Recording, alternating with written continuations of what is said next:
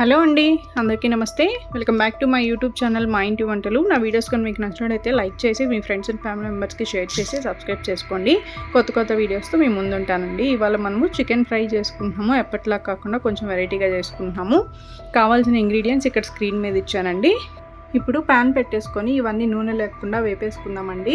ఎండుమిరపకాయలు, మిరియాలు, ధనియాలు, జీలకర్ర, చెక్క, లవంగాలు వేసేసి వేపేసుకొని లాస్ట్లో కరివేపాకు వేసేసి వేపుకోవాలండి. ఇవన్నీ చల్లారిపోయిన తర్వాత పొడి చేసి పక్కన పెట్టుకోవాలండి.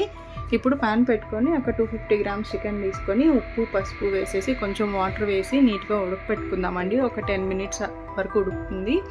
చూడండి, ఈ విధంగా ఉడికిపోయాక ఇప్పుడు మనం వాటర్ డ్రైన్ చేసేసి చికెన్ని పక్కన ప్లేట్లో పెట్టుకుందామండి.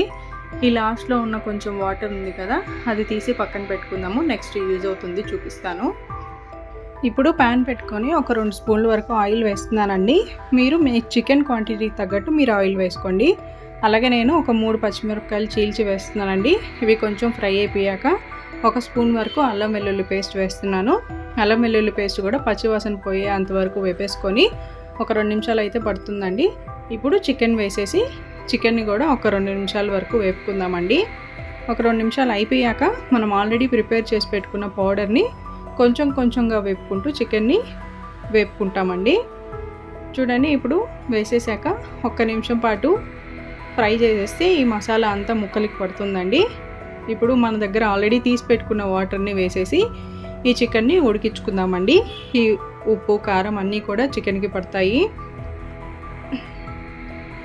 చూడండి, ఇప్పుడు కొంచెం ఉప్పు వేసేసి ఒక 5 నిమిషాల వరకు ఉడికించుకుందామండి. చూడండి, ఇందాక వేసిన పౌడర్లో మళ్ళీ ఇంకా కొంచెం వేసేసి ఉడికిస్తున్నానండి. ఫైనల్గా ఈ వాటర్ అంతా అయిపోయాక నేను జీడిపప్పు వేసేసి ఒకసారి కలిపేస్తున్నానండి. ఒక 2 మినిట్స్ అయిపోయిన తర్వాత ఇంకా లాస్ట్లో చికెన్ మొత్తం ఉడికిపోయింది అన్న తర్వాత మిగిలిన పౌడర్ వేసేసి కొత్తిమీర కూడా వేసేసి గార్నిష్ చేసుకోవాలండి. అంతే అండి, మన చికెన్ ఫ్రై రెడీ అయిపోయింది.